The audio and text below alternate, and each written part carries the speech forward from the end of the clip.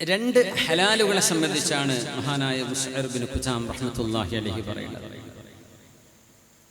ഇതിൽ ഒരു ദാനം നൽകുന്നത്, നിങ്ങൾക്കൊരു സമ്മാനം ലഭിക്കുന്നത് പോലും ഒരു സ്വാലിഹായ മനുഷ്യനിൽ നിന്നാവണം എന്നൊരു നിഷ്കർഷത. ഞാൻ ആ ഭാഗമാണ് നമ്മുടെ വിഷയവുമായി ബന്ധിക്കുന്നത്. സ്വാലിഹീങ്ങളെ സംബന്ധിച്ചല്ലേ പറയുന്നത്. ഒരാൾ തരികയാണെങ്കിൽ നിങ്ങൾക്ക് എന്തെങ്കിലും ഒരു ദാനം, ഒരു പൈസ തന്നു, ഒരു അത്ര കുപ്പി തന്നു, ഉദാഹരണം പറയാം, ഒരു ഈത്തപ്പഴം തന്നു, എന്തെങ്കിലും സമ്മാനം തന്നു, നിങ്ങളുടെ വിവാഹം നടക്കുക, അല്ലെങ്കിൽ നിങ്ങളുടെ വീട്ടിലൊരു വിശേഷം നടക്കുക, നിങ്ങളെ സഹായിച്ചു, അത് തരുന്ന മനുഷ്യൻ ഒരു സ്വാലിഹാവണം എന്ന് നിങ്ങൾ നോക്കാറുണ്ടോ? സ്വാലിഹീങ്ങളുടേതല്ലേ സ്വീകരിക്കാൻ പാടുള്ളൂ, അല്ലാത്തത് സ്നേഹത്തോടെ നിങ്ങൾക്ക് നിരസിക്കാമല്ലോ. ഒരു മുഅ്മിൻ അങ്ങനെ ചെയ്യാൻ പാടുള്ളൂ. ഇതൊക്കെ പറയുമ്പോൾ കുറച്ച് പ്രയാസം തോന്നും. അങ്ങനെയൊക്കെ നോക്കിയപ്പോൾ എന്തെങ്കിലും വാങ്ങാൻ പറ്റുമോ എന്നൊക്കെ തോന്നണ്ട.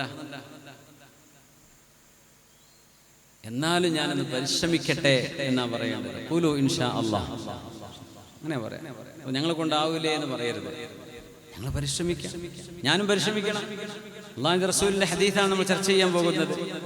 അതെനിക്കും നിങ്ങൾക്കും എല്ലാവർക്കും ബാധകമാണ്. സ്വാലിഹായ ഒരു മനുഷ്യനിൽ നിന്ന് കിട്ടുന്ന ഹദിയ.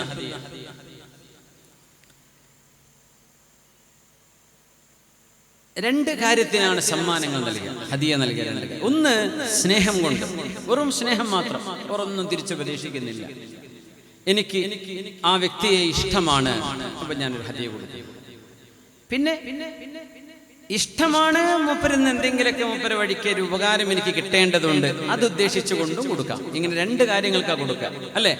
ഒന്ന് സ്നേഹം, മറ്റൊന്ന് എന്തെങ്കിലുമൊക്കെ ഒരു ഉപകാരം അയാൾ വഴി കിട്ടേണ്ടതുണ്ട്, അപ്പൊ കിടക്കട്ടെ, എന്നാ പിന്നെ ആ പേരും വെച്ച് നടക്കാമല്ലോ എന്ന ചിന്തയിലും രണ്ട് കാര്യങ്ങൾക്ക് വേണ്ടിയാണ് കൊടുക്കുക.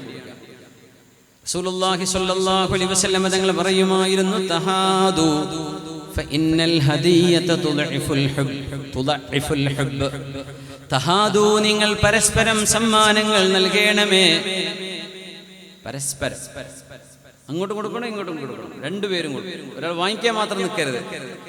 തഹാദു, നിങ്ങൾ സമ്മാനങ്ങൾ കൈമാറണമേ പരസ്പരം.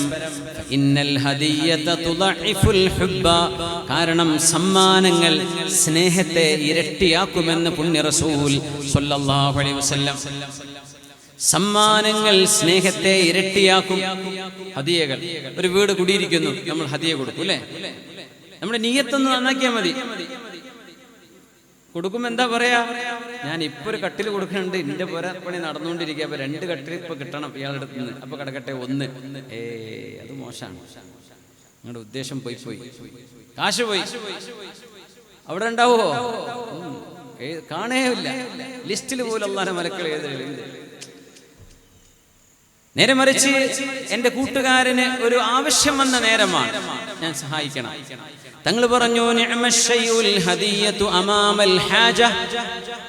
ഒരു മനുഷ്യന് ആവശ്യം വരുമ്പോൾ ഏറ്റവും നല്ല ഹദിയ, ഏറ്റവും നല്ലത് ഹദിയയാണ് ഒരു മനുഷ്യന് കൊടുക്കാൻ നല്ലത്. ഒരാവശ്യമുണ്ട് അയാൾക്ക്, ആശുപത്രി കേസുണ്ട്, മരുന്ന് വാങ്ങിക്കണം, ദുർബലനാണ്, ജോലി നഷ്ടപ്പെട്ടിരിക്കുകയാണ്, അസുഖബാധിതനായി വീട്ടിൽ കിടപ്പാണ്. അങ്ങനത്തെ ഒരാൾക്ക് നിങ്ങൾ കൊടുക്കുന്ന ഏറ്റവും നല്ല സാധനം അൽ ഹദിയ, നിങ്ങൾ സമ്മാനമായി കൊടുക്കുന്നതാണ് എന്ന് പുണ്യനബി സ്വല്ലല്ലാഹു അലൈഹി വസല്ലം. എന്നാൽ ദാനം ചെയ്യുമ്പോൾ അയാളിൽ നിന്ന് തിരിച്ചെന്തെങ്കിലും കിട്ടണമെന്നുദ്ദേശിച്ച് ദാനം ചെയ്യാം. ആ കിട്ടണമെന്ന് വിചാരിക്കപ്പെടുന്നതിൽ നല്ലതുമുണ്ട്, ചീത്തയുമുണ്ട്. നല്ലതെന്ത്? ഇതുപോലെ എനിക്ക് വേണ്ടി ദുആ ചെയ്യണമേ,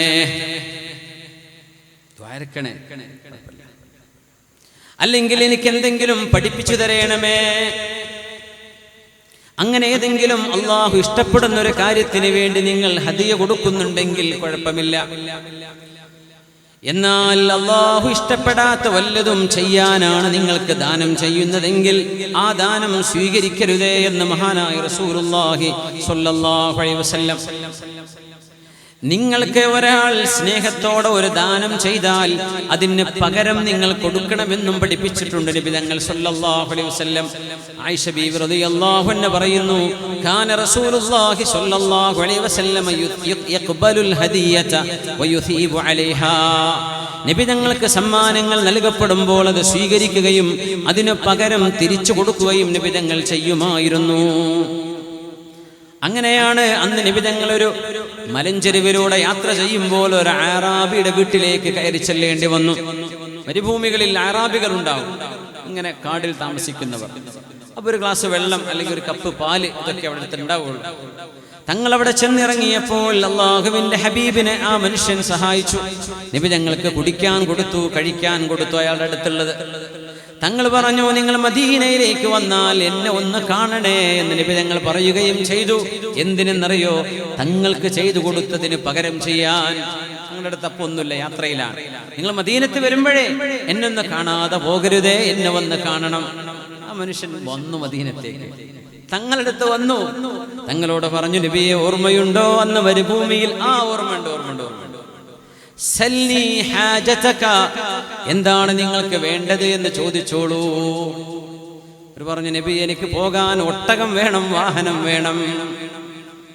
അങ്ങനെയുണ്ട്, നാട്ടിലേക്ക് വന്ന് വിരുന്ന് വന്നതാ. എന്താ വേണ്ടത്? എനിക്കൊരു സ്വിഫ്റ്റ് കാർ വാങ്ങി തന്നാ കുഴപ്പമില്ല. അന്നത്തെ കാറല്ലേ ഒട്ടകം എന്ന് പറഞ്ഞാൽ. നബിയോട് ചോദിക്കുക സല്ലല്ലാഹു അലൈഹി വസല്ലം, ബസ്സിന് പോകാൻ ബസ് ഫെയർ അല്ലേ ചോദിച്ചത്, എനിക്ക് വാഹനം വേണം. തങ്ങളെ സ്വഹാബികളോട് സഹായിക്കാൻ പറഞ്ഞു. ഒരു ഒട്ടകം റെഡിയായി. എന്തിനാ ഇതൊക്കെ ചെയ്യുന്നറിയോ? തങ്ങൾ ഇങ്ങോട്ട് സഹായിച്ചതല്ലേ, അതിന് പകരം ചെയ്തു കൊടുക്കാതെ. വീണ്ടും പറഞ്ഞു, സല്ലി ഹാജതക, നിങ്ങൾക്ക് എന്താണ് വേണ്ടത് എന്ന് പറഞ്ഞു തരൂ. പറഞ്ഞു, നബി എനിക്ക് വളർത്താൻ കുറച്ച് ആടുകളെ വേണം. കുറച്ച് ആടുകളെ. അറാബിയാണ്, ചോദിക്കുന്ന കൈ കണക്കൊന്നുമില്ല. തങ്ങൾ കുറച്ച് ആടുകളെ സംഘടിപ്പിച്ചു. തങ്ങൾ ചോദിച്ചു, വീണ്ടും ഇനി എന്താ വേണ്ടത്?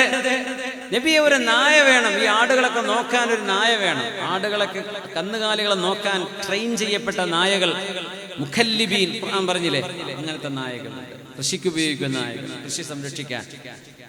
അതും തങ്ങൾ സംഘടിപ്പിച്ചു കൊടുത്തു. എന്നിട്ട് തങ്ങളുടെ മനസ്സിലൊരു വിഷമം, ഈ മനുഷ്യനോട് എന്താ വേണ്ടത് എന്ന് ചോദിക്കുമ്പോൾ, നബിയെ എനിക്ക് സ്വർഗം വേണം, എനിക്ക് അള്ളാന്റെ അടുത്ത് എത്തണം, അങ്ങയുടെ കൂടെ ഇങ്ങനെയൊക്കെ ചോദിക്കാമായിരുന്നല്ലോ. അളവൊന്ന് നായ വേണം, ആട് വേണം, ഒട്ടകം വേണം. തങ്ങൾ പറഞ്ഞു, നിങ്ങൾക്ക് എന്തേ മൂസ നബി അലൈഹിസ്സലാമിന്റെ കാലത്തെ മൂസ നബി അലൈഹിസ്സലാമിന്റെ കാലത്തെ ആ ഒരു വൃദ്ധയായ പെണ്ണിനെ പോലെ ആവാൻ നിങ്ങൾക്ക് എന്തേ പ്രയാസം? സ്വഹാബി, എന്താ നബി ആ വൃദ്ധയുടെ കഥ? ചരിത്രം നമ്മൾ ഒരു വേളയിൽ സൂചിപ്പിച്ചിട്ടുണ്ടായിരുന്നു, എന്നാലും മറന്നുപോയെങ്കിൽ ഓർപ്പിക്കാം. എന്താണ് ആ വൃദ്ധയുടെ കഥ നബിയെ? ആ പെണ്ണിനെ പോലെ നിങ്ങൾക്ക് ആയിക്കൂടെ? എന്താ നബി ആ പെണ്ണ് ചെയ്തത്? നബിയുല്ലാഹി യൂസുഫ് അലൈഹിസ്സലാം മരണപ്പെടുകയും മഹാനവറുകളെ നൈൽ നദിയുടെ ഒരു കരയിൽ കൊണ്ടുപോയി മറവ് ചെയ്യുകയും ചെയ്തപ്പോൾ, യൂസുഫ് നബി അലൈഹിസ്സലാം നൈൽ നദിയുടെ ഇക്കര നിന്നപ്പോൾ അവിടെ ഭയങ്കര ബർക്കത്തായിരുന്നു. അപ്പൊ ഇപ്പുറത്തെ നാട്ടുകാർ പറഞ്ഞു, ഞങ്ങളുടെ ഇങ്ങോട്ട് വരണം. നൈൽ നദിയുടെ പടിഞ്ഞാറ് ഭാഗമാണ് ജീസ, പിരമിഡൊക്കെ ഉള്ളത് നൈൽ നദിയുടെ പടിഞ്ഞാറ് ഭാഗത്താണ്. അവിടെയാണ് രാജാക്കന്മാരുടെ ഖബറാണ് ഈ പിരമിഡ് എന്ന് പറഞ്ഞാൽ ഉള്ളിൽ വയ്യത്താ വെക്കുക. ഇപ്പുറത്തെ നൈൽ നദിയുടെ കിഴക്ക് ഭാഗമാണ് രാജാക്കന്മാർ താമസിച്ച സ്ഥലം. അവര് കിഴക്ക് ഭാഗം ഉദയമാണ്, ഉയർച്ചയാണ്, അവിടെ താമസിക്കുന്നത്. അസ്തമയം മരണമല്ലേ, അവിടെ ഖബറായിക്കോട്ടെ. അങ്ങനെയാണ് പടിഞ്ഞാറ് ഭാഗം ഖബറിന് അവരാക്കിയത്. പിരമിഡുകളൊക്കെ കാണും നൈൽ നദിയുടെ പടിഞ്ഞാറ് ഭാഗത്താ കാണാം. ഇരിക്കട്ടെ. അപ്പൊ ഇപ്പുറത്തെ മഹല്ലേര് പറഞ്ഞു, യൂസുഫ് നബി ഞങ്ങളെ നാട്ടിൽ ഒന്ന് വരെ നിങ്ങൾ ജീവിച്ചിരിക്കുമ്പോൾ ഞങ്ങൾക്കും വേണം ബർക്കത്ത്. യൂസുഫ് നബി ഇപ്പുറത്ത് വന്നു, അവിടെ ഭയങ്കര ബർക്കത്തായി. യൂസുഫ് നബി അലൈഹിസ്സലാം വഫാത്താവുകയാണ്. മയ്യത്ത് എവിടെ വെക്കണം? ഇക്കരക്കാർ പറഞ്ഞു ഞങ്ങൾ വിട്ടുതരൂല, അക്കരക്കാർ പറഞ്ഞു ഞങ്ങൾക്ക് വേണം, ഞങ്ങൾ വിട്ടുതരില്ല, ഞങ്ങളുടെ നാട്ടിലല്ലേ മുമ്പുണ്ടായിരുന്നത്, ഞങ്ങളുടെ നാട്ടിലല്ലേ പഴയ മുദരിസല്ലേ, ഞങ്ങൾക്ക് വേണം. മറ്റൊരു ഞങ്ങളുടെ നാട്ടിലെ അവസാനം വന്ന് ദർശനത്തിയത് ഞങ്ങൾക്ക് വേണം. അങ്ങനെ അവസാനം രണ്ടു കൂട്ടർക്കും ആ ബറക്കത്ത് കിട്ടാൻ വേണ്ടി നൈൽ നദിയുടെ മധ്യത്തിൽ കുറെ ചെറിയ ചെറിയ ദ്വീപുകൾ പോലെ ഉണ്ട്. ഇന്ന് ചെന്ന കെയ്റോ നഗരത്തിലെ നൈൽ നദിയിലെ നടുവിൽ വരെ ഇങ്ങനത്തെ കൊച്ചു കൊച്ചു ദ്വീപുകളുണ്ട്. നൈൽ നദി വിശാലമായ വെള്ളമുള്ള നദിയാണ്, അറിയാലോ. 6600 കിലോമീറ്റർ ഓടുന്ന ലോകത്ത് ഒരേ ഒരു തെക്ക് നിന്ന് വടക്കോട്ടൊഴുകുന്ന നദിയാണ്. ഭയങ്കര അത്ഭുതമുള്ള നദിയാണത്. എല്ലാ നദിയും വടക്കും തെക്കോട്ടാ ഒഴുകുക. ഇത് തെക്ക് നിന്ന് വടക്കോട്ടൊഴുകുന്ന നദിയാണ്. The longest river ever in the world. ഏതായിരുന്നാലും യൂസുഫ് നബി മറവ് ചെയ്തത് നൈൽ നദിയുടെ മധ്യത്തിൽ എവിടെയോ ആണ്. അതൊരു ഉമ്മക്ക് അറിയുള്ളൂ. മൂസ നബി അലൈഹിസ്സലാമിന്റെ കാലം. മൂസ നബി അലൈഹിസ്സലാം ഫലസ്തീനിലേക്ക് പോകുമ്പോൾ അള്ളാഹുവിന്റെ വഹി വന്നു. അന്ന് ജനങ്ങൾ പറഞ്ഞു, മൂസ നബിയെ നമ്മളൊക്കെ യാത്രയാവുകയാണെങ്കിൽ യൂസുഫ് നബി അലൈഹിസ്സലാമിന്റെ താബൂത്ത്, മഹാനവറുകള് ഒരു പെട്ടിയിലാക്കിയിട്ടാണ് മറവ് ചെയ്തത്. ചെളിയിലാണല്ലോ മറവ് ചെയ്തത്. ആ പെട്ടിയും കൊണ്ടുപോകണം. അവരുടെ വാപ്പ വല്ലിപ്പമാര് താമസിക്കുന്നത് ഹിബ്രോണിലാണ്, അൽ ഖലീലിലാണ്, ഫലസ്തീനിൽ. അവിടെ കൊണ്ടുപോയി മറവ് ചെയ്യണമെന്ന വസിയ്യത്തുണ്ട്. മൂസാ നബിക്ക് വഹി കിട്ടി, അങ്ങനെ തന്നെയാണ് വേണ്ടത്. അപ്പൊ ഇത് എടുക്കണം. യൂസുഫ് നബി അലൈഹിസ്സലാമിന്റെ ഒരുപാട് മരണശേഷം ഇത് വലിയൊരു അത്ഭുതമാണ്. കിതാബുകളിലൊക്കെ അതിന് വിശദീകരണം കാണാൻ പറ്റും. എവിടെയാണ് ഈ ഖബർ? ആർക്കും അറിയണില്ല. ഒരു വൃദ്ധയായ ഉമ്മണ്ട്. ആ ഉമ്മാക്ക് മാത്രമേ അറിയൂ മൂസാ നബിയെ. ആ ഉമ്മയെ ഒന്ന് കാണിച്ചു തരൂ. അപ്പോൾ ആളുകൾ പറഞ്ഞു കൊടുത്തു. മൂസാ നബി അലൈഹി സ്വലാം ഉമ്മേന്റെ അടുത്തേക്ക് പോവാ. നബി തങ്ങൾ കഥ പറയാ സ്വല്ലല്ലാഹു അലൈഹി വസല്ലം. ആ ഉമ്മയെ പോലെ എന്താ ഇയാൾക്ക് ആവാൻ പറ്റാത്തതെന്നാ തങ്ങൾ ചോദിച്ചത്. ഇയാള് നായ വേണം, ആട് വേണം, ഒട്ടകം വേണം. ആ ഉമ്മ എന്താ ചോദിക്കുന്നത് എന്ന് നോക്കി. ആ ഉമ്മ ചോദിച്ച പോലെയെങ്കിലും നിങ്ങൾക്ക് ചോദിച്ചുകൂടെ എന്നാ തങ്ങൾ ചോദിച്ചത്. അങ്ങനെ മൂസാ നബി അലൈഹി സ്വലാം ചൊല്ലിയാണ്. ഉമ്മയോട് ചോദിച്ചു, ഉമ്മ അയിന താബൂത്തു യൂസുഫ് അലൈഹിസ്സലാം, യൂസുഫ് നബിയുടെ താബൂത്ത് എവിടെയാണ്? യൂസുഫ് നബിയെ മറവ് ചെയ്ത ആ ഒരു ഖബർ എവിടെയാണ്? ഉമ്മ പറഞ്ഞു, ഞാൻ നിങ്ങൾക്ക് അറിയിച്ചു തരണമെങ്കിൽ ഒരു ഷർത്തുണ്ട്, ഒരു നിബന്ധനയുണ്ട്. എന്താ? ഞാൻ ചോദിക്കണത് തരേണ്ടി വരും. പൊന്നാരമ്മാങ്ങൾ എന്താ ചോദിക്കാൻ പോകുന്നത്? നിങ്ങൾ തരുമെന്ന് ഉറപ്പുവാ? ഉറപ്പുതാ എന്നാ ഞാൻ പറഞ്ഞുതരാം. ചോദിച്ചോളൂ. മൂസാ നബിയേ,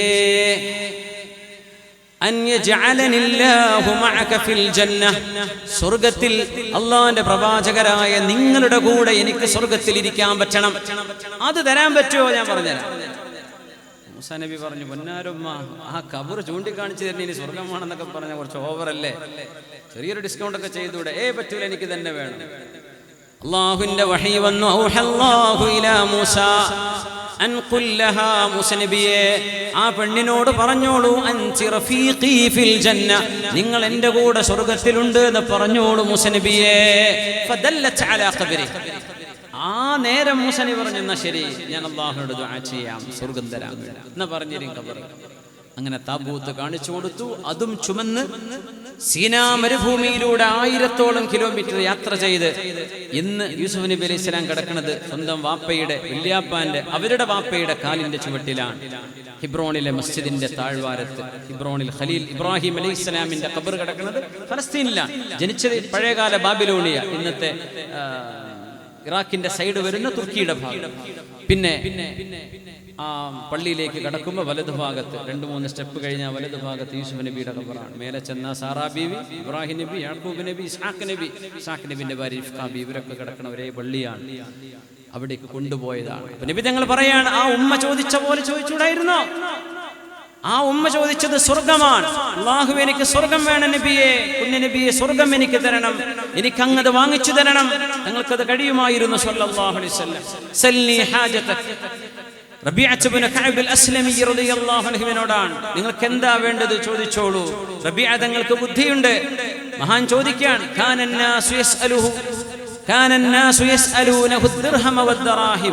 ദിർഹമുകളും ദീനാറുകളും നബിയോട് ചോദിക്കുന്ന കാലം എന്നോട് പുണ്യ നബി ചോദിച്ചു, എന്താ വേണ്ടത്? ഞാൻ കൊടുത്ത മറുപടി, അസ്അലുക മുറാഫഖതക ഫിൽ ജന്ന, നബിയെ, അങ്ങയുടെ കൂടെ എനിക്ക് സ്വർഗ്ഗത്തിൽ കിടക്കണം. അബ ഗൈറ ദാലിക് റബീഅ, എനിത്തിങ് എൽസ്? വേറെന്തെങ്കിലും? അതന്നെയാണോ? ഉറപ്പിച്ചോ? അത് മതി നബി, എനിക്ക് വേറൊന്നും വേണ്ട. അതാണ് നമ്മൾ തുടക്കത്തിൽ പറഞ്ഞത്. നിങ്ങൾ ആഗ്രഹിക്കുന്നത് എന്താണ് എന്ന് ചിന്തിച്ചിട്ട് ആഗ്രഹിക്കണം. അള്ളാഹുവിനോടാണ് നിങ്ങൾ ചോദിക്കുന്നത്. ആ ചോദിച്ചതിൽ പിന്നെ സങ്കടപ്പെടരുത്. അതുകൊണ്ട് നിങ്ങളുടെ ചോദ്യങ്ങൾ റിഫൈൻ ചെയ്തിരിക്കണം. You have to refine your questions before you ask Allah. അത് വലിയ സംഭവമാണ്. എന്തെങ്കിലും ചോദിക്കണം അള്ളാഹുവിനോട്, കൃത്യമായും നിങ്ങൾ ആലോചിച്ചിട്ട് ചോദിക്കും നിങ്ങളുടെ ആഗ്രഹങ്ങൾ. അത് ഉന്നതമാവട്ടെ. فإنه لا يدري ما يكتب له من أمنيته وصدق رسول الله صلى الله عليه وسلم. പുണ്യനബി തങ്ങൾ അതുകൊണ്ടാണ് ആട് വേണം, നായ വേണം, ഒട്ടകം വേണം എന്ന് പറഞ്ഞ ആ മനുഷ്യനോട്, നിങ്ങൾക്ക് ആ മൂസാ നബിയുടെ കാലത്തെ വൃദ്ധയായ ഉമ്മയെ പോലെ ഒന്നും ആവാൻ പറ്റണില്ലേ എന്ന് ചോദിച്ചത്. എന്തേ നിങ്ങൾ സ്വർഗം ചോദിക്കാത്തത്? തങ്ങൾ ചോദിച്ചതാണ് സല്ലല്ലാഹു അലൈഹി വസല്ലം, തഹാദു തഹാബു, നിങ്ങൾ പരസ്പരം ഹദിയ കൊടുക്കണമേ, എന്നാൽ നിങ്ങളുടെ സ്നേഹം വർദ്ധിക്കും, രൂഢമൂലമാകും. തഹാദു എന്ന് പറഞ്ഞാൽ തഫാഉൽ വസന, അങ്ങോട്ടും ഇങ്ങോട്ടും. ഇത് വാങ്ങിക്കാൻ മാത്രം നിൽക്കരുത്, കൊടുക്കുന്ന.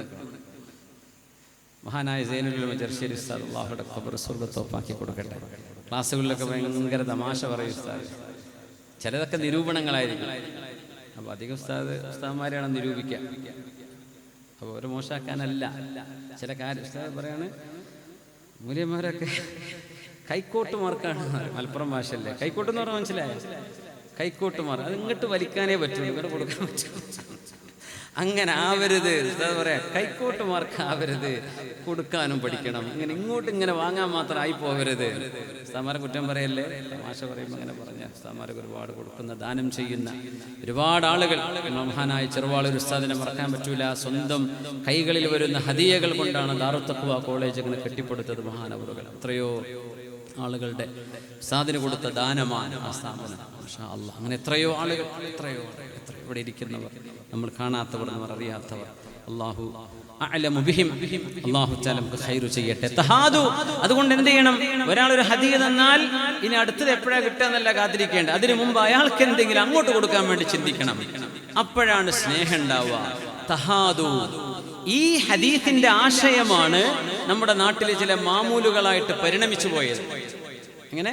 അത് മാമൂലുകളായി പരിണമിച്ചതാണ്. സത്യത്തിൽ ഒരാളുടെ വീട് കുടിരിക്കലിന് ഇങ്ങോട്ട് എന്തെങ്കിലും കൊടുത്താൽ തിരിച്ചങ്ങോട്ട് കൊടുക്കണം. പക്ഷേ ഇപ്പൊ അതിന്റെ നിയ്യത്ത് മാറിപ്പോവാൻ. ഇപ്പൊ കൊടുത്തില്ലെങ്കിൽ ആ കൊണ്ടുപോയിട്ടത് അങ്ങോട്ട് തിരിച്ചെടുത്ത് വലിച്ചു കൊണ്ടുവരും. അങ്ങനെ ആയി പോകരുത്. നിങ്ങൾ കൊടുക്കുന്നത് അല്ലാഹു തആലക്ക് വേണ്ടിയാണ്, അല്ലേ? അവര് തിരിച്ചു തന്നാലും ഇല്ലെങ്കിലും പിന്നെ വാങ്ങിച്ചവരുടെ ഒരു ഉത്തരവാദിത്തമാണ്. അവരെ കൊണ്ട് കഴിയുമെങ്കിൽ തിരിച്ചു കൊടുക്കണം. ചിലപ്പോൾ പറ്റിയില്ലായിരിക്കാം. പക്ഷെ ഇത് തിരിച്ചു കിട്ടാൻ വേണ്ടിയാണെന്ന് വിചാരിച്ചു കൊടുക്കരുത്. ഒരു കുഞ്ഞു ജനിച്ചു, നിങ്ങളെ കൊണ്ട് പറ്റുമെങ്കിൽ സ്വർണ്ണം വാങ്ങിച്ചു കൊടുത്താൽ മതി, ഇല്ലെങ്കിൽ പോയി ഒരു നൂല് കെട്ടി കൊടുത്ത് പോന്നാൽ മതി, അല്ലെങ്കിൽ അതും വേണ്ട. ഇതെന്താ ചെയ്യാ? അരപ്പവും കൊടുക്കും.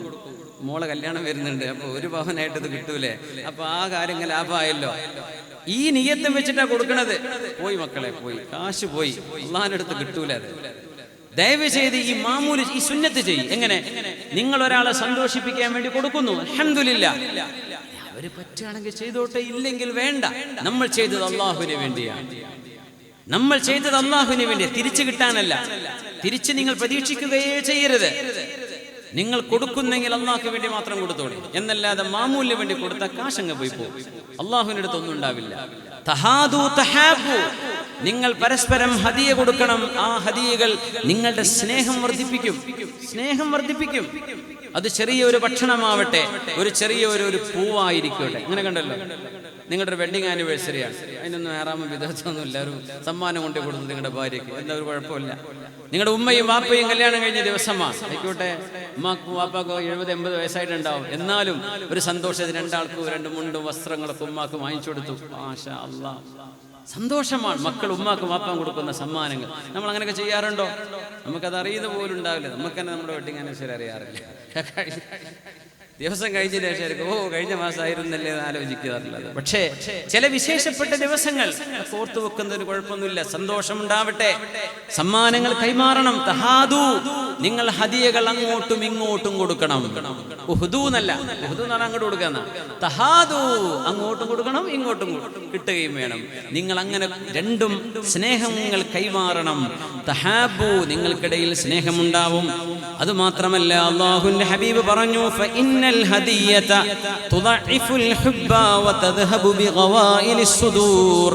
നിങ്ങളുടെ സ്നേഹം ഇരട്ടിപ്പിക്കുക മാത്രമല്ല, നിങ്ങളുടെ മനസ്സിന്റെ ഉള്ളിൽ കിടക്കുന്ന എന്തെങ്കിലും ചില വിഷമങ്ങളുണ്ടെങ്കിൽ, പിണക്കങ്ങളുണ്ടെങ്കിൽ, ആ പിണക്കങ്ങളെ മായ്ച്ചു കളയാനും നിങ്ങളുടെ സമ്മാനം കൊണ്ട് സാധ്യമാകും. ആവൂലേ? നല്ലൊരു സമ്മാനം കൊടുക്കുക. iPhone 14 Pro Max ഒന്നും കൊടുക്കാൻ പറ്റിക്കൊള്ളുന്നില്ല, എന്നാലും കഴിയുന്നൊരു ചെറിയ സഹായം. നമ്മളുമായി ആരെക്കുറിച്ചെങ്കിലും നമുക്ക് എന്തെങ്കിലും ഒരു വിഷമമുണ്ടെങ്കിൽ ആ ആളുകൾക്കൊരു സമ്മാനം കൊടുക്കുക. ആ സമ്മാനത്തിലൂടെ കഴിഞ്ഞകാല കറകളൊക്കെ നമ്മൾ മറന്നുപോകും. പുണ്യനബി പറയാ, എത്ര നല്ല ഉപകാരമുള്ളൊരു ഉപദേശമാണിത്. നിങ്ങൾ തമ്മിലുള്ള കുടുംബ വഴക്കുകൾ എല്ലാ വീട്ടിലും ഉണ്ടാവും, എല്ലാ കുടുംബത്തിലും നാട്ടിലും കാണും. അത് പരിഹരിക്കണമെങ്കിൽ ഒരു സമ്മാനം, ഒരു സർപ്രൈസ് സമ്മാനം നിങ്ങൾ നൽകണമേ. ഫഇന്നഹു തുദഇഫുൽ ഹുബ്ബ വതദ്ഹബു ബിഗവായിലിസ് സുദൂർ. നിങ്ങളുടെ മനസ്സിനുള്ളിൽ കിടക്കുന്ന വിഷമങ്ങളെ അത് പരിഹരിക്കാനിടയാവും. മൻ സുനിഅ ഇലൈഹി മഅറൂഫൻ ഫഖാല ലിഫാഇലിഹി, നിങ്ങൾക്ക് ആരെങ്കിലും ഒരു ഉപകാരം ചെയ്തു തന്നാൽ ആ ഉപകാരം ചെയ്ത ആളോട് ജസാക്കല്ലാഹു ഖൈറൻ എന്ന് പറയുകയാണെങ്കിൽ ഫഖദ് അബ്ലഗ ഫിത്തനാ, ആ മനുഷ്യനെ മുക്തകണ്ഠം പ്രശംസിച്ചതിന് തുല്യമാണ് അത്. നിങ്ങൾക്ക് തിരിച്ചു കൊടുക്കാനൊന്നും കഴിയില്ല. ഒരാൾക്ക് തിരിച്ച് സമ്മാനം കൊടുക്കാൻ കഴിയില്ല എങ്കിൽ നിങ്ങൾക്ക് സമ്മാനം തന്നവർക്ക് വേണ്ടി തിരിച്ചൊരു ദുആ ചെയ്തു കൊടുക്കണം. ആ ദുആ ജസാക്കല്ലാഹു ഖൈറാ, അല്ലാഹു നിങ്ങൾക്ക് ഇതിലും നല്ലത് പ്രതിഫലമായി തിരിച്ചു തരട്ടെ എന്നാണ് ആ വാക്കിന്റെ അർത്ഥം. ചില പാവപ്പെട്ട ആളുകൾ നമ്മൾ അവരെ സഹായിക്കുന്നു, അത് വാങ്ങിച്ച് അവർ സ്വീകരിക്കുമ്പോൾ തിരിച്ചു നൽകാൻ അവരെ കൊണ്ട് കഴിയില്ല. അവര് പറയണം ജസാകുമുല്ലാഹു ഖൈറാ, നിങ്ങൾക്ക് അല്ലാഹു ഇതിന് ഖൈറ് ചെയ്യട്ടെ എന്ന് അതിന് മറുപടിയായി പറയണം എന്ന് മഹാനായ റസൂലുള്ളാഹി സ്വല്ലല്ലാഹു അലൈഹി വസല്ലം. തഹാദൂ, നിങ്ങൾ സമ്മാനം കൊടുക്കണമേ. ഫഇന്നൽ ഹദിയ തുദ്ഹിബു വഹ്റസ്സുദ്രി, ഹൃദയത്തിനുള്ളിൽ കിടക്കുന്ന നിങ്ങളുടെ മനസ്സിന്റെ കറകളെ ഇല്ലായ്മ ചെയ്യും. എന്നിട്ട് പറയുന്നു വലാ തഹ്ഖിറന്ന ജാറത്തുൽ ലിജാറതിഹാ, ഒരു പെണ്ണും ഒരു വീട്ടുകാരിയും തന്റെ അയൽപക്കത്തെ വീട്ടുകാരെ നിസ്സാരമായി കാണരുത്. വലൗ കാന ശിഖ്ഖ ഫിർസിനിഷാ, നിങ്ങളുടെ വീട്ടിൽ ഒരു ആടിന്റെ മാംസം വന്നാൽ, അത് എന്ത് മാംസാവട്ടെ, വിശേഷപ്പെട്ട ഒരു ഭക്ഷണമുണ്ടെങ്കിൽ അതിൻ്റെ ഒരു കാലിൻ്റെ മാംസമില്ലാത്ത എല്ലാണ് നിങ്ങളുടെ വീട്ടിൽ ബാക്കിയുള്ളതെങ്കിൽ പോലും നിങ്ങളുടെ അയൽവാസിക്ക് അതിൽ നിന്നൊരു ഓഹരി കൊടുക്കാൻ നിങ്ങൾ മടി കാണിക്കരുതേ. അയൽപ്പക്കത്ത് കൊടുത്തിട്ടുണ്ടോ? നിങ്ങൾ കറി വെച്ചു കഴിഞ്ഞാൽ ഒരൽപ്പം കറി, ഒരു ചെറിയ കറിപ്പ, അത് ഉമ്മാക്കുള്ളതാണ് അല്ലെ ഉപ്പാക്കുള്ളതാണ്, അത് കുട്ടികൾക്ക് മാത്രമേ ഉള്ളൂ കേട്ടോ, പൊറുക്കണേ അത്രേ ഉള്ളൂ എന്ന് പറഞ്ഞാലും കുഴപ്പമില്ല. വീട്ടുകാർക്ക് മുഴുവൻ വിളമ്പി കൊടുക്കാൻ പറ്റിക്കൊള്ളുന്നില്ല. എന്നാലും നിങ്ങളുടെ വീട്ടിലുണ്ടാക്കുന്ന വിശേഷപ്പെട്ട ഭക്ഷണങ്ങളിൽ നിങ്ങളുടെ അയൽപക്കത്തെ വീടുകളിലേക്ക് ഒരു ചെറിയ കറിയുടെ കപ്പെങ്കിലും നിങ്ങൾ കൊടുക്കാൻ മറന്നു പോവരുതേ. മഹാനായ അഷ്റഫുൽ ഖൽഖിന്റെ ഉപദേശമാണത് സ്വല്ലല്ലാഹു അലൈഹി വസല്ലം. ഇന്ന് അയൽപക്കങ്ങളെ ബന്ധങ്ങളുണ്ടോ? നമ്മളങ്ങനെ ചെയ്യാറുണ്ടോ? അവർക്ക് ദാരിദ്ര്യമുള്ള പേരിലല്ല, അത് നിങ്ങളുടെ അയൽപക്ക ബന്ധങ്ങളിൽ വിള്ളലില്ലാതിരിക്കാൻ. അല്ലെങ്കിൽ അസൂയ വരും, പ്രശ്നങ്ങളുണ്ടാവും, സിഹർ ചെയ്യും, കണ്ണേറ് കൊള്ളും, പല വിഷയങ്ങളുണ്ടാവും. അതൊക്കെ തടയണമെങ്കിൽ ഹദിയ നല്ലതാണ്. സ്വാലിഹീങ്ങളായ ആളുകളുടെ നല്ല നല്ല സ്വഭാവങ്ങളെ നബി തങ്ങൾ പരിചയപ്പെടുത്തുന്നു. മാ വഖാ ബിഹിൽ മുഅ്മിനു ഇർദഹു ഫഹുവ സദഖ.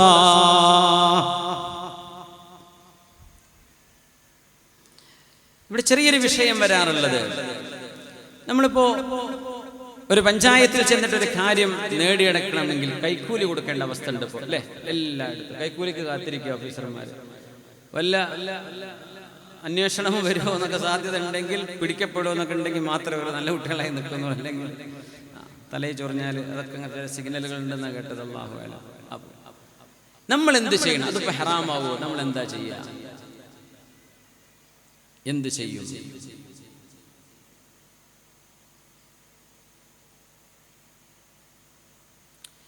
മഹാന്മാരായ പണ്ഡിതന്മാർ ഇതിനെ സംബന്ധിച്ച് പറഞ്ഞൊരു ഇബാറത്ത്, വഖദ് യകൂനുൽ ഗറദു ഫിൽ ഹദിയ ഇത്തിഖാഉ ശർരിൽ മുഹ്ദാ ഇലൈഹി. നമ്മൾ ഒരാൾക്ക് ഒരു പൈസയോ സമ്മാനമോ കൊടുക്കുന്നത് ഒന്നുകിൽ ആ മനുഷ്യനിൽ നിന്ന് ഉപദ്രവം വരാതിരിക്കാനായിരിക്കും. നമ്മളത് കൊടുത്തില്ലെങ്കിൽ വല്ല ഉപദ്രവം ചെയ്യും. ഫമുഹ്ദീഹാ മഅ്ജൂർ, ആ മനുഷ്യന് സമ്മാനം കൊടുക്കുന്ന ആൾക്ക് അല്ലാഹു കൂലി കൊടുക്കും. വആഖിദുഹാ യഖുദുഹാ റിശ്വതൻ, അത് വാങ്ങുന്ന ആള് കൈക്കൂലിയായിട്ടാണ് അത് വാങ്ങുന്നത്. അത് കുറ്റകരം. വാങ്ങുന്ന ആൾക്ക് കുറ്റം, കൊടുക്കുന്ന ആൾക്ക് കുറ്റമില്ല. മറ്റൊന്ന്,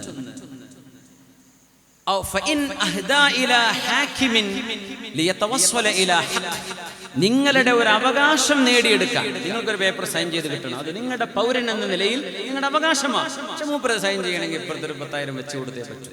നിങ്ങളുടെ ഒരു ഹക്ക് നിങ്ങൾക്ക് നേടിയെടുക്കാൻ നിങ്ങൾ ഒരു നിയമപാലകന്, ഒരു ഹാക്കിമിന്, ഭരണകർത്താവിന് നിങ്ങൾ വല്ലതും കൊടുക്കുകയാണെങ്കിൽ മിൻ ദീ ഗറളിൻ ഫാസിദിൻ, അത് മോശപ്പെട്ട ഒരു ലക്ഷ്യത്തിനാണെങ്കിൽ പറ്റൂല. ഒരു അന്യായം, അന്യരാളുടെ ഭൂമി തൻ്റെതാണെന്നാക്കാൻ പേപ്പർ ഉണ്ടാക്കാൻ, അതൊക്കെ റിശ്വത്താണ്, കൈക്കൂലിയാണ്, കുറ്റകരമാണ്, ജായിസ് അല്ല, ചെയ്യാൻ പാടില്ല. നേരെ മറിച്ച് നിങ്ങളുടെ ഒരു അവകാശം നേടിയെടുക്കാനാണ്. ഇത് ഇസ്ലാം ഏറ്റവും കൂടുതൽ കർക്കശമായി പറഞ്ഞ വിഷയമാണ് റിശ്വ. കൈക്കൂലി കൊടുക്കരുത്, വാങ്ങരുത് എന്നാ പറയാം. പലിശയെ സംബന്ധിച്ച് അങ്ങനെ പറഞ്ഞു. നേരെ മറിച്ച് ജനങ്ങൾ നിയമങ്ങൾ പലതുണ്ടാവും, പക്ഷെ അത് പ്രാബല്യത്തിൽ നടക്കുന്നുണ്ടാവില്ല. കണിശമായും നിയമം നടപ്പിലാക്കപ്പെടുന്ന രാജ്യങ്ങളുണ്ട്. ജൻധർമ്മ എന്ന് പറഞ്ഞിട്ട് തുർക്കിയിലെ ഒരു പ്രത്യേക പോലീസുണ്ട്. അവർക്ക് കൈക്കൂലി കൊടുത്താൽ അവരെ പിടിച്ച് ജയിലിടും.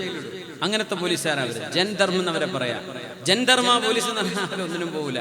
അല്ലാത്തവർക്ക് എന്തെങ്കിലും കൊടുത്തു നോക്കാൻ നോക്കും. അവര് കൊടുക്കുന്നവരെ പിടിച്ച് ജയിലിടും. അങ്ങനത്തെ ആളുകളാണ്.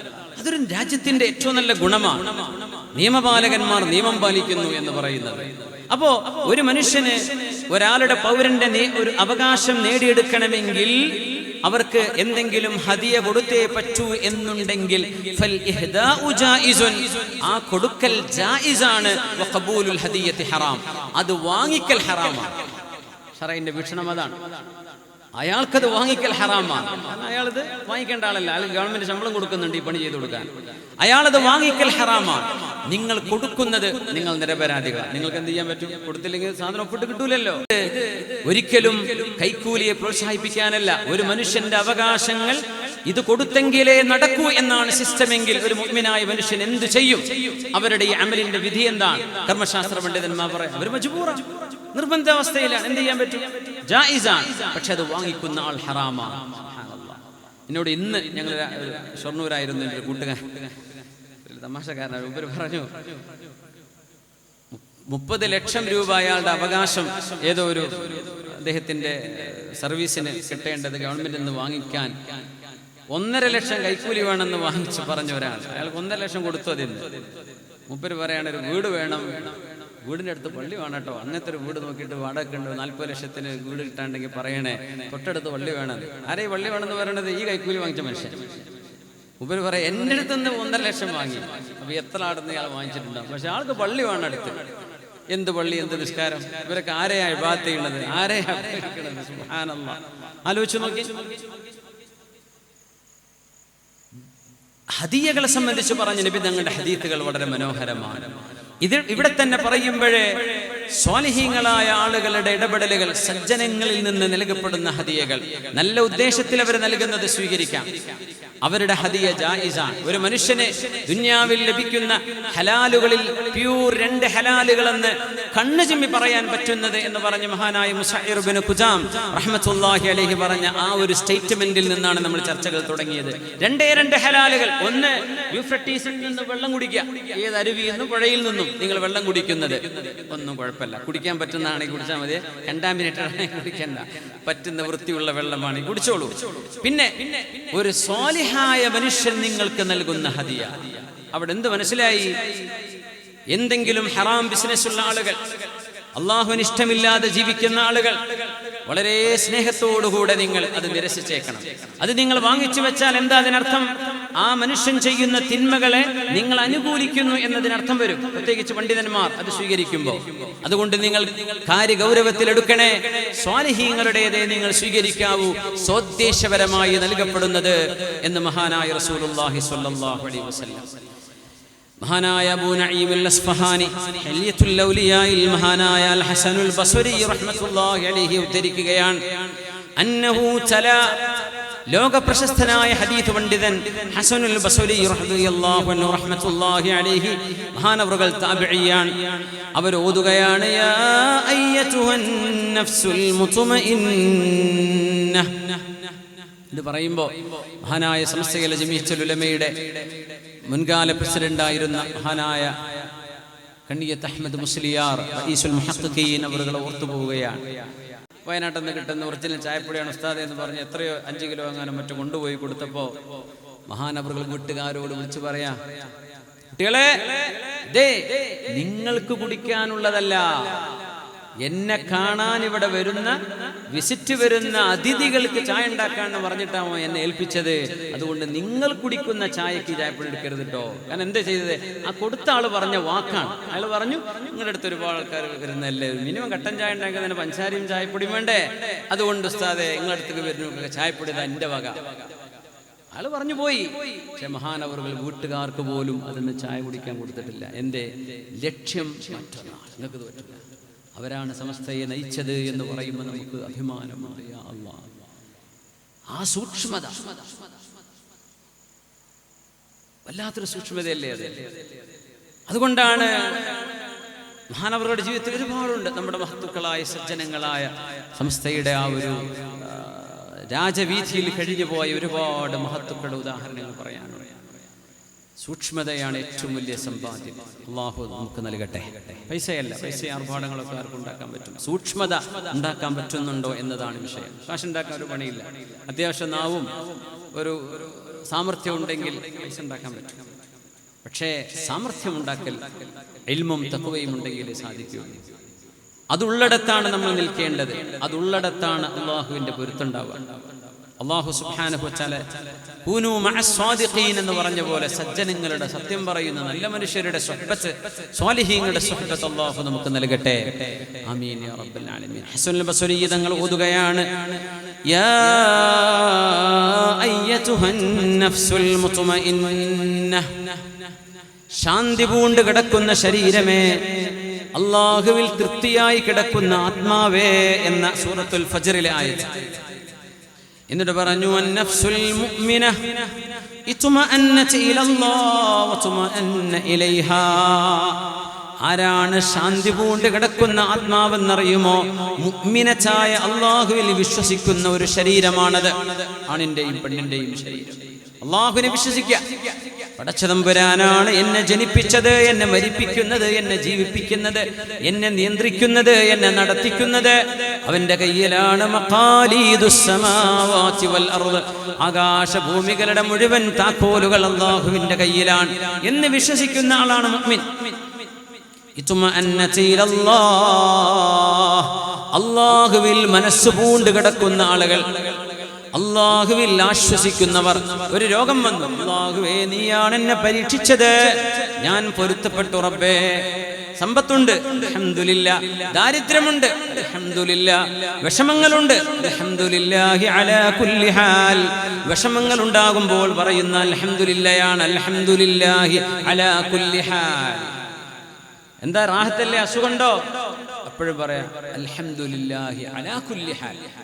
അസുഖങ്ങളൊന്നും ഇല്ല, അൽഹംദുലില്ലാഹ്. അസുഖമുണ്ട്, അൽഹംദുലില്ലാഹി അലാ കുല്ലി ഹാൽ. എല്ലാ അവസ്ഥയിലും അല്ലാഹുവേ നിനക്കാണ് നന്ദി. അങ്ങനെ പറയണ്ടേ എല്ലാ അവസ്ഥ. ഇപ്പൊ മനസ്സിലായി എന്തോ വിഷമത്തിലാണ് ആള്, എന്നാലും അല്ലാഹുവിന്റെ സ്തുതി. ബുദ്ധിമുട്ടൊക്കെയാണ്, വിഷമങ്ങളാണ്, ജോലിയില്ല, അൽഹംദുലില്ലാഹി അലാ കുല്ലി ഹാൽ. എല്ലാ അവസ്ഥയിലും അല്ലാഹുവേ നിനക്കാണ് സ്തുതി. അങ്ങനെ അല്ലാഹുവിനെ തൃപ്തിപ്പെട്ട ശരീരത്തെ കുറിച്ചാണ് യാ അയ്യതുഹൻ നഫ്സുൽ മുത്മഇന്ന ഇർജിഇ ഇലാ റബ്ബികി റാദിയതൻ മർദിയ്യ. അള്ളാഹുവിലേക്ക് സംതൃപ്തമായി ഇങ്ങോട്ട് പോരിൻ ശരീരമേ, ആത്മാവേ എന്ന് മരണനേരത്ത് മലക്കുകൾ വിളിച്ചു പറയുന്ന ശരീരങ്ങളോട് എന്താ പറയുന്നത്? ഇർജിഇ ഇലാ റബ്ബികി. ദുനിയാവിൽ നിന്ന് നിങ്ങൾ പോരിൻ. ഖബറിലേക്ക് വരുന്നത് ഒരു മണ്ണിലേക്കല്ല. ഖബർ ഒന്നുകിൽ സ്വർഗമാണ്, അല്ലെങ്കിൽ അത് തീയിന്റെ കഷ്ണമാണ്. വെറും ഒരു മണ്ണല്ലെന്ന് പുണ്യ നബി സല്ലല്ലാഹു അലൈഹി വസല്ലം. അങ്ങനെയാണ്. ഇർജിഇ ഇലാ റബ്ബികി റാദിയതൻ മർദിയ്യ ഫദ്ഖുലി ഫീ ഇബാദി വദ്ഖുലി ജന്നതി. എന്റെ അടിമകളിലേക്ക് കടന്നോളൂ ശരീരമേ, എന്റെ സ്വർഗത്തിലേക്ക് കടന്നോളൂ ആത്മാവേ എന്ന് അള്ളാഹു ഏതൊരാത്മാവിനോടാണോ വിളിച്ചു പറയുന്നത്, ആ ആത്മാവിനെയാണ് അന്നഫ്സുൽ മുത്മഇന്ന എന്ന് പറയാ. എന്താണ് മുത്മഇന്ന? അല്ലതി ഇത്മഅന്നത ഇലല്ലാഹ്, അല്ലാഹുവിൽ മനസ്സുകൊണ്ട് ശാന്തമായ ശരീരം. അല്ലാഹുവിനെ കുറിച്ചുള്ള ഓർമ്മയിലാണ് എപ്പോഴും. അല്ലാഹുവിനെ കുറിച്ച് ഓർക്കും, എന്തിനും അല്ലാഹുവിനെ ബന്ധിപ്പിക്കും. വത്മഅന്ന ഇലൈഹാ, അല്ലാഹുവിന് ആ ശരീരത്തെ ഇഷ്ടമാണ്. കഴിഞ്ഞില്ല. വഹബ്ബത ലിഖാ അല്ലാഹ് വഹബ്ബല്ലാഹു ലിഖാഅഹാ. ആരാണ് സജ്ജനങ്ങൾ എന്നറിയണമേ. മഹാനായ ഹസനുൽ ബസ്രി തങ്ങൾ സ്വാലിഹീങ്ങളെ ഡിഫൈൻ ചെയ്യുകയാണ്. ആരാണ് സജ്ജനങ്ങൾ? അള്ളാഹുവിനെ മനസ്സുകൊണ്ട് പൊരുത്തപ്പെട്ടവർ. അവർക്ക് സമാധാനം കിട്ടാൻ മയക്കുമരുന്നല്ല വേണ്ടത്, അവർക്ക് ഖുർആനാ വേണ്ടത്. അവർക്ക് സമാധാനം കിട്ടാൻ MD MA എന്ന് പറയാ. പണ്ടൊക്കെ BA എടുത്തോ, ഇനി MA എടുക്കണ്ടേ, MD എടുക്കണ്ടേ, MD ആവണ്ടേ. വലിയ ഡിഗ്രിയാണ് ഇപ്പോഴത്തെ കുട്ടികളെ കയ്യിൽ കിട്ടുന്ന ഡിഗ്രിയാണ് ഇപ്പോൾ. യാ അല്ലാഹ്, പടച്ച റബ്ബ് കാക്കട്ടെ. സമാധാനത്തിനാണത്.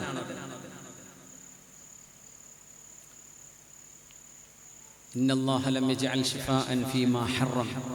അല്ലാഹ് ഹറാമാക്കിയ ഒന്നിലും നിങ്ങൾക്ക് ശമനം അല്ലാഹ് തരൂല എന്ന് പരിശുദ്ധ ഹബീബ് സ്വല്ലല്ലാഹു അലൈഹി വസല്ലം.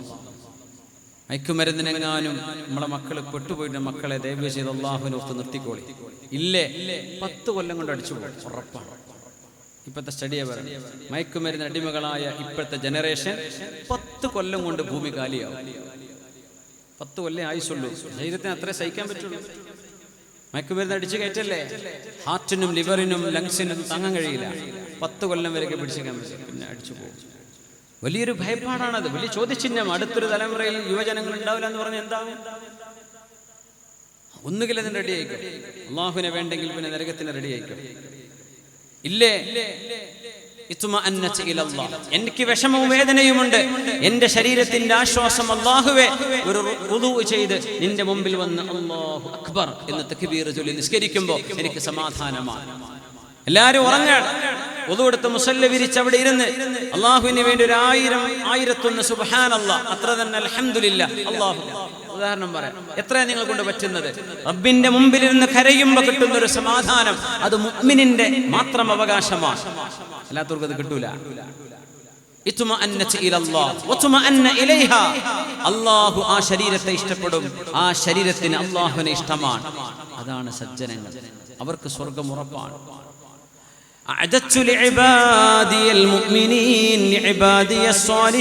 എന്റെ സജ്ജനങ്ങൾക്ക് ഞാൻ ഒരുക്കി വെച്ചിരിക്കുന്നു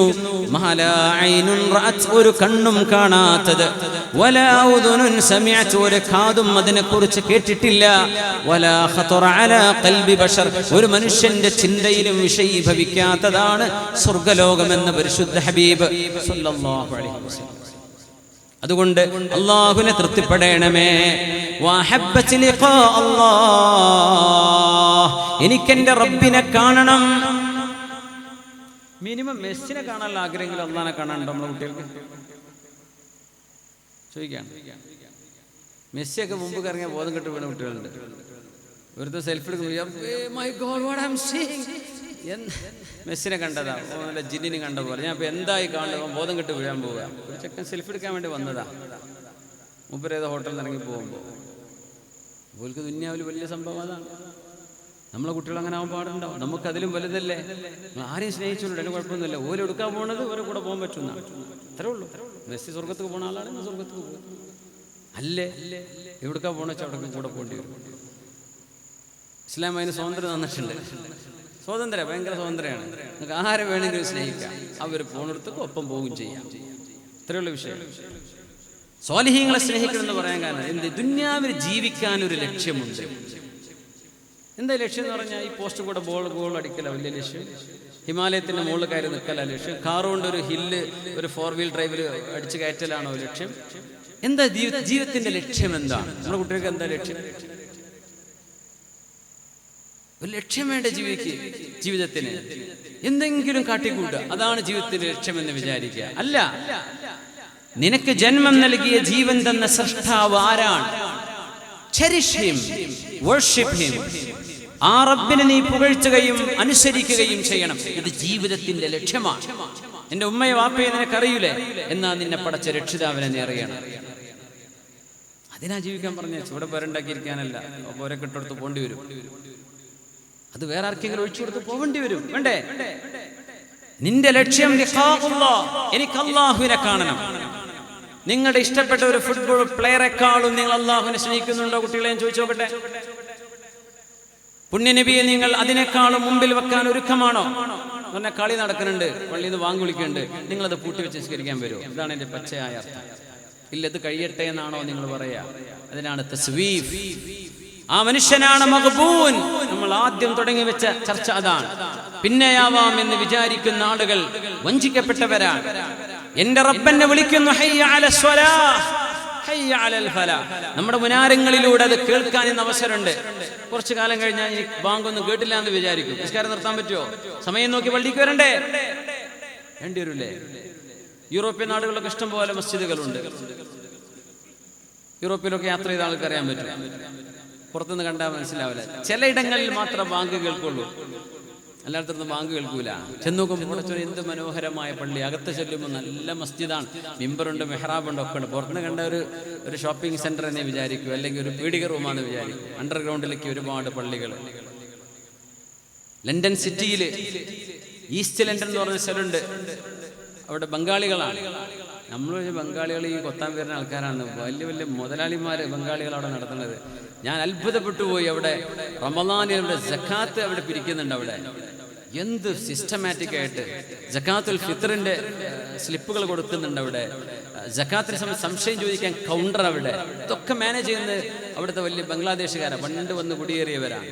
നല്ല വൃത്തിയുള്ള ബംഗാളികൾ, ഹൈ സ്റ്റാൻഡേർഡ്. എന്താ പള്ളിയുടെ വലുപ്പം എന്നറിയോ? ഹറമിലെ പള്ളി പോലെയാണ്. ഹറമിലെ പള്ളിയിലെ ഇമാമന്മാരോടൊക്കെ കടപിടിക്കുന്ന ഓത്തുള്ള ഇമാമമാർ. റമളാനൊക്കെ റോഡ് നിറയെ മനുഷ്യന്മാരാണ്. ഈസ്റ്റ് ലണ്ടനിൽ അവിടെ ബാങ്ക് പുറത്ത് കേൾക്കാറുണ്ടെന്നാണ് എനിക്ക് തോന്നുന്നത്. പക്ഷേ ബഹുഭൂരിഭാഗം ഇടങ്ങളിലും മസ്ജിദുകളുണ്ട്, പക്ഷേ ബാങ്ക് കേൾക്കൂല. അവിടുത്തെ ആളുകൾ നമ്മളെക്കാളും മോശപ്പെട്ട ചുറ്റുപാടിൽ ജീവിക്കുന്നവരാണ്. പക്ഷേ അവിടുത്തെ ചെറുപ്പക്കാർ തണുപ്പിൽ കോട്ടിട്ടിട്ട് ഒതുവെടുത്തിട്ട് ആ മസ്ജിദുകളിൽ ചെന്ന് നിസ്കാരത്തിന് ജുമുഅക്കും ജമാഅത്തിനും അവിടെ സ്വഫ് നിറയാണ്. ഞാൻ വെംബ്ലിയിൽ ഒരു പള്ളിയിൽ പോയിരുന്നു. അവിടെ റമളാനിൽ ചെന്നപ്പോഴേ അവിടുത്തെ ഉസ്താദ് പറഞ്ഞു, ഈ പള്ളിയിലെ മുഴുവൻ ഇഅ്തികാഫിന്റെ സീറ്റും ബുക്കായി കഴിഞ്ഞു എന്ന് പറഞ്ഞാൽ എത്ര ഡോളർ എനിക്കറിയാം, പൗണ്ട് എത്രയെന്നല്ല, 100 പൗണ്ട് അല്ല, ഒരു ദിവസത്തിന് 100 പൗണ്ടോ എന്നറിയില്ല.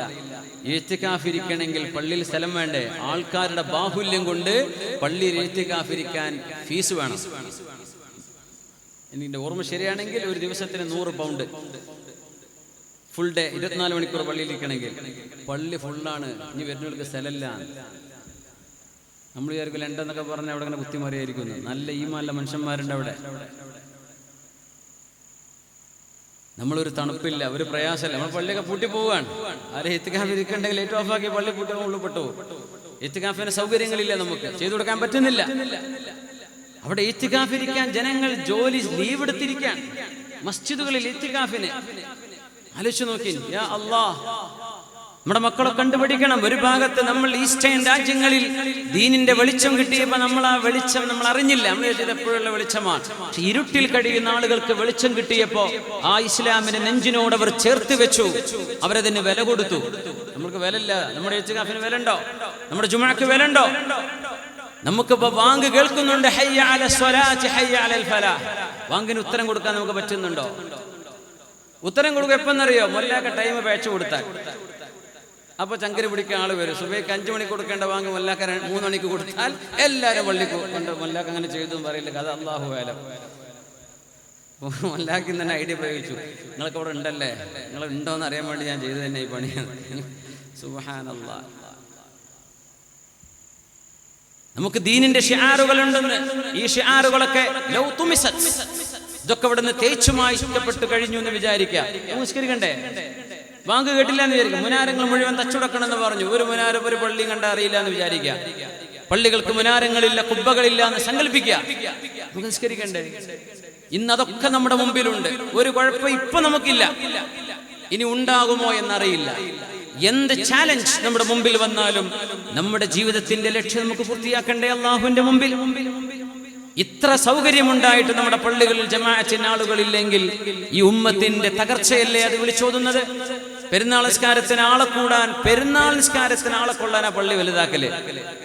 പള്ളി വലുതാക്കേണ്ടത് സുബ്ഹി നിസ്കാരത്തിന് ആളെ കൊള്ളാനാണ്.